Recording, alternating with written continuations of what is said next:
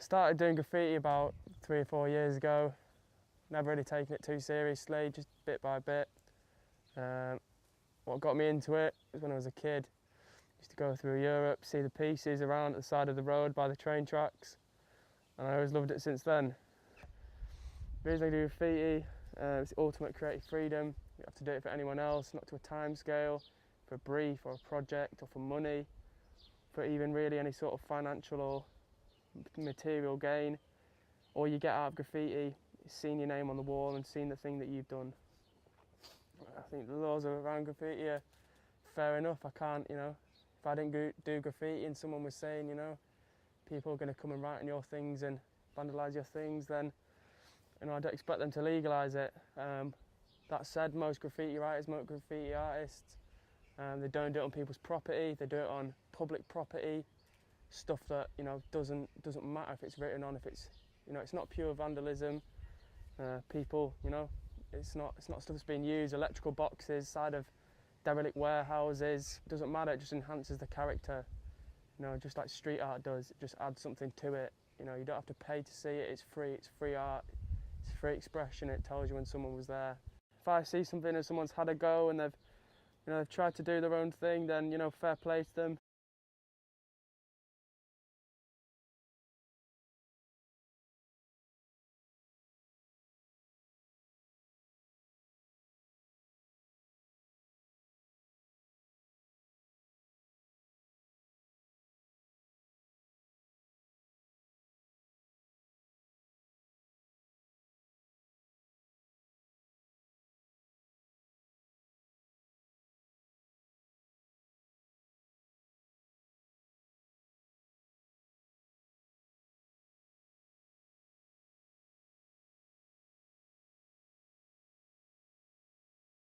Do it because we love doing it. It's like purely for the love.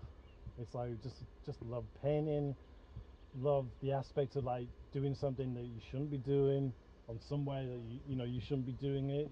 Coming up with your own ideas and thoughts and like just expressing them like through manipulating the alphabet. That's why I do it personally. I just do it because I love this shit.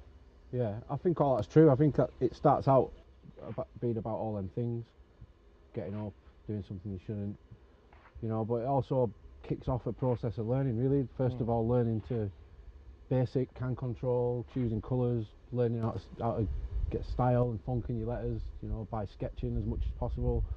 I think it all starts out that way, but we're getting a bit long in the tooth now. I think it becomes more about... Speak for yourself.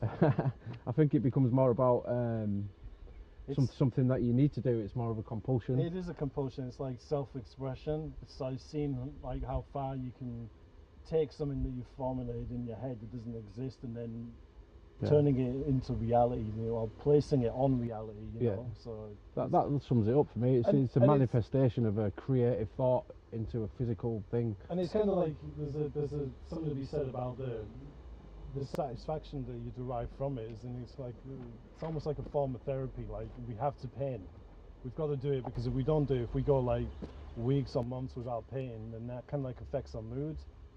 I think there's too much that doesn't challenge you when you're in a mundane job or not a mundane job. You just go by day to day, don't really challenge yourself, and I think it definitely becomes about seeing where you can push yourself, always trying to get better, always trying to outdo your last piece. It's adding colour to the environment. So if you've got like a dull surface like concrete or brick or whatever, and there's nothing there, it makes sense to add some vibrancy and light to it, especially with most of the spots that we paint, they're like derelict and they're abandoned, and no one gives a shit about them. So who's to say that we don't have the right to add something to that? Give that place some sort of meaning, rather than just letting it like rot and decay and just fall by the wayside, like most people would consider be the appropriate response. It's like, no, there's still a use for that, like for that space, whether it's like abandoned, derelict or whatever.